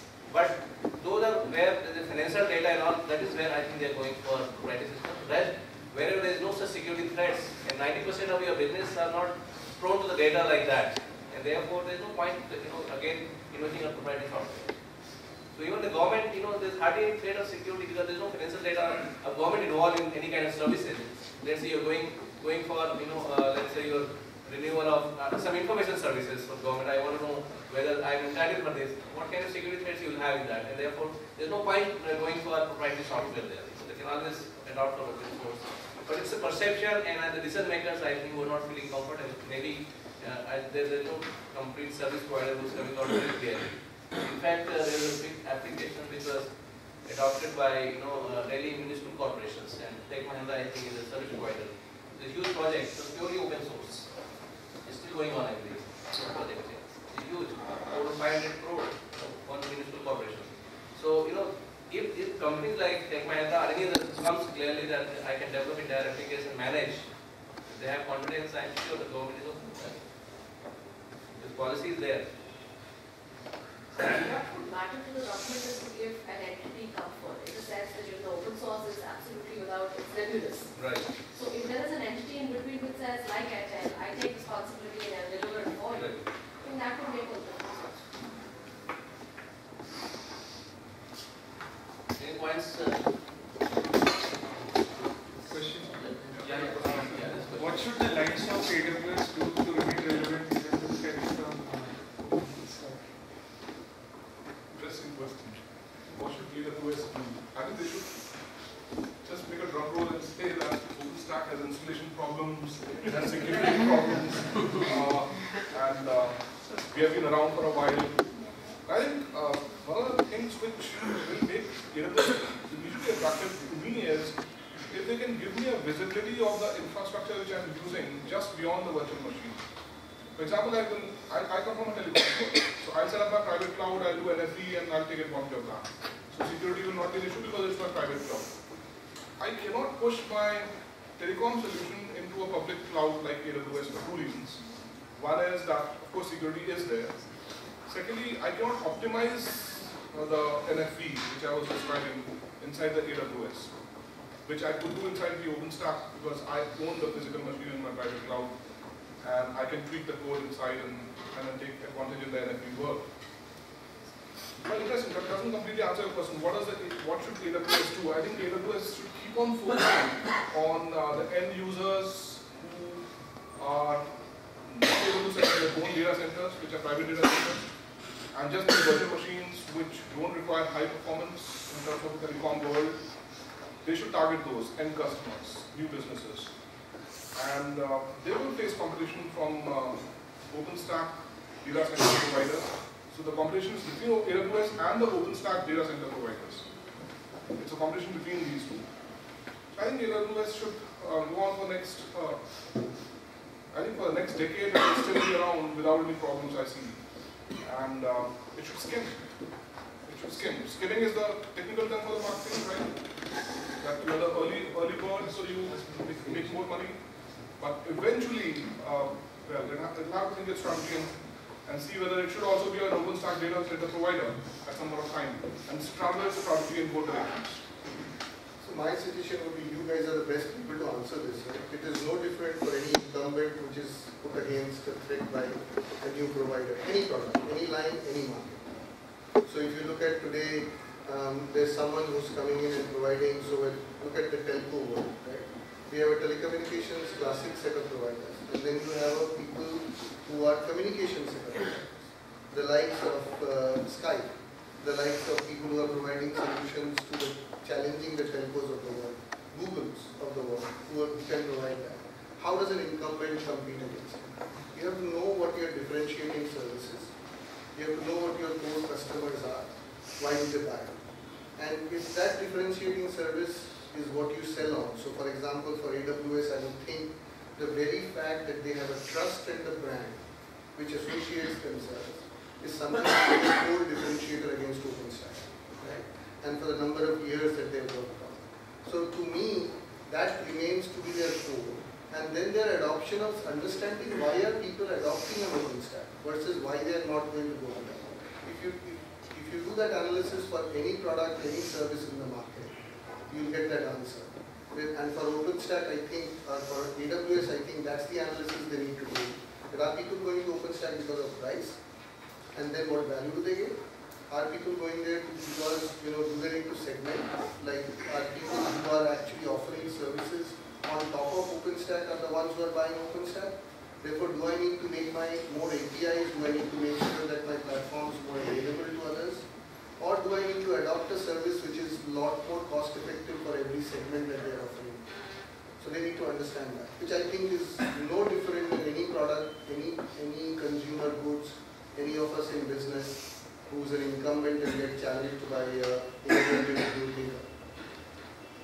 Excellent point. And I think at some point of time, and this is a provocative thought, at some point of time I think AWS will say, when it's facing stiff competition, that AWS is open source. Right? You can form your own data centers with the software which I provide and it's now open source. And yet, if you want the differentiated services, then my own managed data center is still there. So now you have a choice. If you want to deploy a private cloud, you can use AWS software which is proven, which is industrial strength manager, or you could use OpenStack which is still maturing, or you could come directly to our data center. You have all the choices in the world for you. Maybe, who knows? Might do nothing. Taking the same analogy back to the application software, I think 5 to 8 years back, SAP had the similar question. And then we made SAP more open. We made more APIs available for other softwares to integrate. And we said, we have our own software, either use it will be integration, no integration issues, or you can have your own software integrated with SAP. So I'm pretty sure that direction that Prashant is looking towards is in the similar direction that SAP had looked into 5 to 8 years back. So that answers your question. I think gone are those days when you proprietary sandbox a solution and then so you have to throw it open. Only then it will survive when you become mature and yet you keep you sort of throw it open, take the feedback from the marketplace and keep on enhancing your product. I think that's how it goes these days. I have a slightly different opinion on this. The opinion is Apple, I think, throws out a complete different paradigm to the whole discussion. And I think we need to probably first understand what our core competencies are as a product, as a service. Apple is probably the most closed company from that perspective of technology and share. Right? But still, with all the threat that they get from Samsung, whichever way they get, Samsung gets it, and not pointing fingers, but there's enough discussion about how Samsung gets technology, all the other parts of the world get technology which is competing with them. But Apple still rules the roost in terms of what? Customer experience. They're the first to come out with any innovative customer experience and people follow. So if you know your core competency is in innovation, if your core competency is in customer experience, then you can still, I mean, they're a complete great example of being successful in spite of being on a closed group. But for the other parts, if you don't, and you need to embrace new technology because you're listening to your customers, and those customers are telling you that at the end of the day, I'm buying this for this reason, you can't tell them to do something else because they are the buyers. You have to change either your style or you have to continuously differentiate. So if you look at Apple from there, where they're going towards an iWatch or where they're going towards a new set of services on their customer, or Siri in itself, when they launch Siri itself, are examples of innovation which define customer experience. That's the differentiation. And I think as long as you know as a brand, as a company, what your differentiation is and who your target customer is, and not worry about trying to grab the whole world for this experience, you will succeed. Any questions from the audience? Anyone? What is the present trend in the business world in regard to changing their technology from changing their IT from say on-premise version to the cloud computing? Exactly what we covered last year in the bottom. We had a similar presentation on cloud. And so I think it's completely no-brainer. They are deploying the private cloud. And the answer is very simple. You can utilize your infrastructure in a much better fashion, in a more elastic fashion. Let's give a simple example. Let's say you are the IT manager, right? And you've got 100 physical machines available at your disposal. And so let's say there are 100 developers in the company. Each one demands a physical PC, you provide it to them. But now what happens? And each of them is utilizing 10% of the machine. So how do you solve this problem?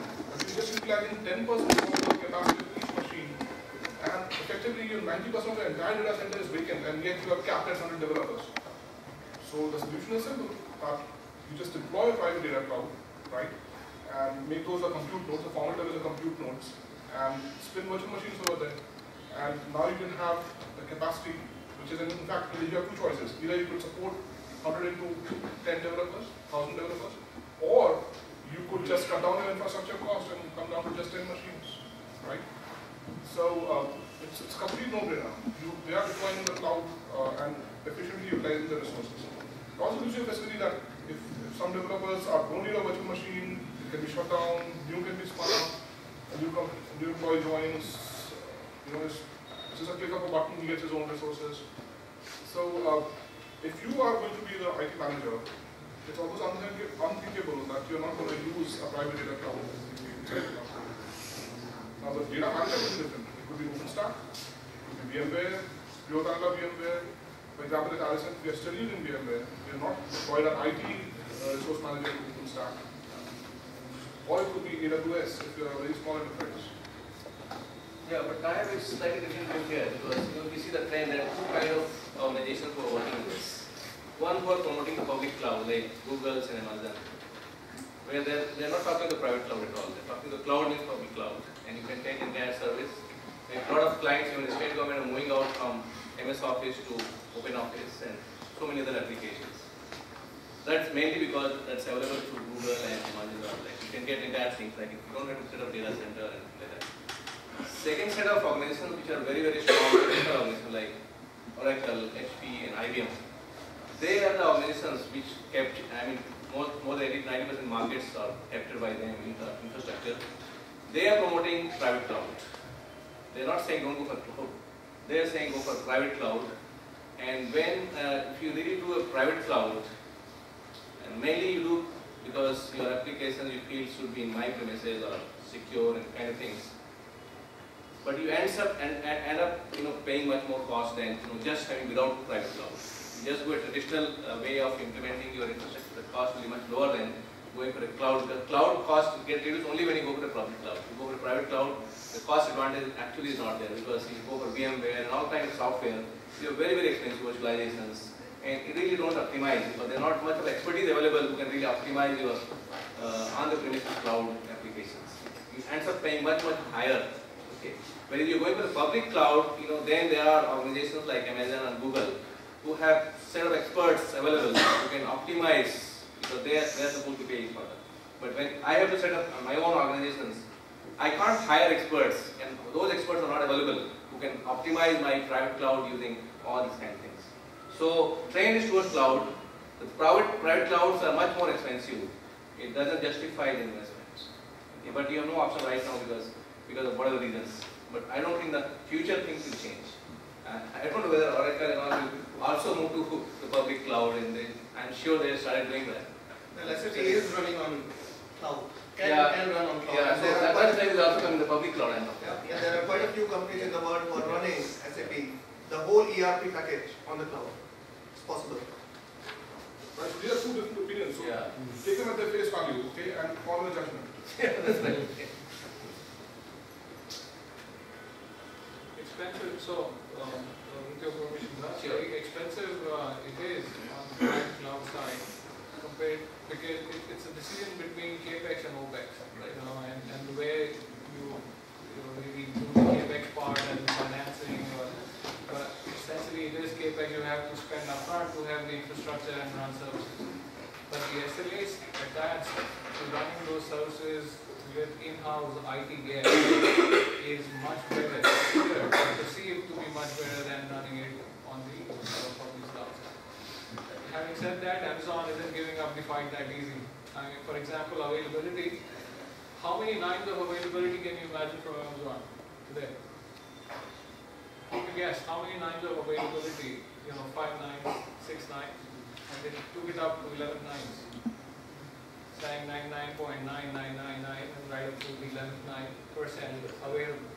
So from a reliability perspective, they're not taking it lying down. They're saying, well, we will be very, very reliable. We will deliver a very robust service, and go to an extent saying private cloud is not a cloud. It's not a cloud at all because it's just for your personal consumption. It depends on, again, where you are in your business cycle. You want to set it up, have the time to set it up and then roll it out, or you just want to start up quickly in terms of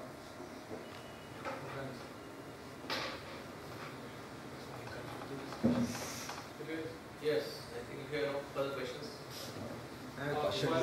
Sorry, so last one, the finance guys, they just love cloud because somehow it aligns with the business cycle. So if your revenues are going up and down, that's the story. The IT spend goes up and down with the revenues. They can relate to it. If you buy something upfront and run your business, and the next year the business tanks, your maintenance expense still goes up, but the business is going down. So a CFO doesn't understand that chart. Say, why are you asking me more money when we are not doing as well as we were doing last year? Well, you have to, because you have to keep the lights on. In a cloud setup, may have, it may not be possible, but you may have the luxury of scaling down your resources and saving on your OPEX. So it's alignment of your IT spend with the business revenue or your profits, and that works very well. That conversation works very well with the financial question. They can, for any sane personality, relate to it pretty well. What do you have a question? They want to ask questions. The team or? Team.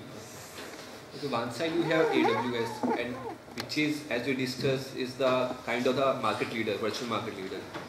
And on the second side we have the OpenStack, which is providing the cost-effective solution.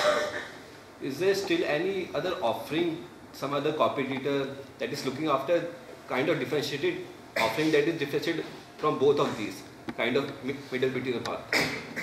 Actually, if we stick to the industry itself, these products, actually, VMware is one more counterpart of these, which is a major player in this. The thing about AWS being on the public cloud and OpenStack being on the private cloud is actually has already been solved by AWS by making a package with Eucalyptus, which is providing on-campus, on-premise cloud services. So basically, AWS is already working on the part where you said that, okay, how is it going to compete with a service provider like OpenStack? Like a product like OpenStack, but it's already working on it, and it also has put up its own this direct link and VPN, which are private cloud networks, and that is the segment in which OpenStack is already operating. So except the open source part, I think AWS is taking care of everything. So I don't know, I would not say that there is any specific like totally out of the blue product, but adding to that, the major business model here is the economies of scale. AWS works in economies of scale, and they also have a first mover advantage where they on the clients. people are not really investing too much into finding something new. There are two major players. It's a lot of investment into this, so these two are the major players who are currently doing it. Sort of an analogy.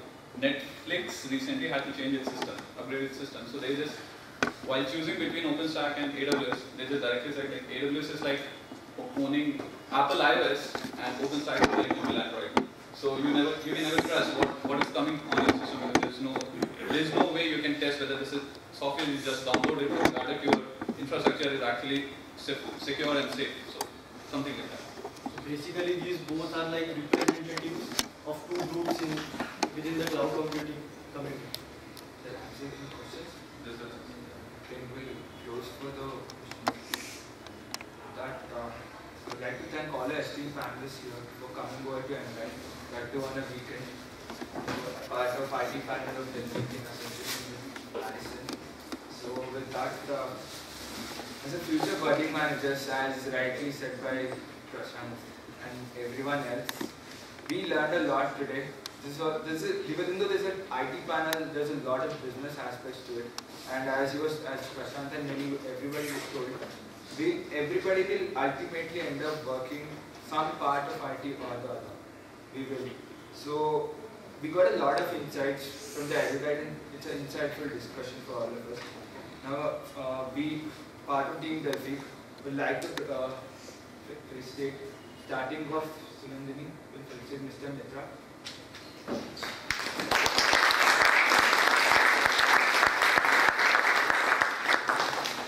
Next, Sudeshna of Mr. Mitra.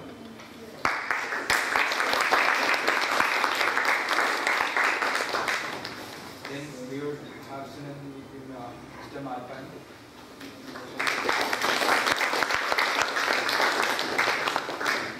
And our faculty mentor, Mr. Jasmine, Professor Jasmine. And last but not the least, for all the support that he's provided and taking out time, precious time from his schedule, Mr. Prashant Upadhyay.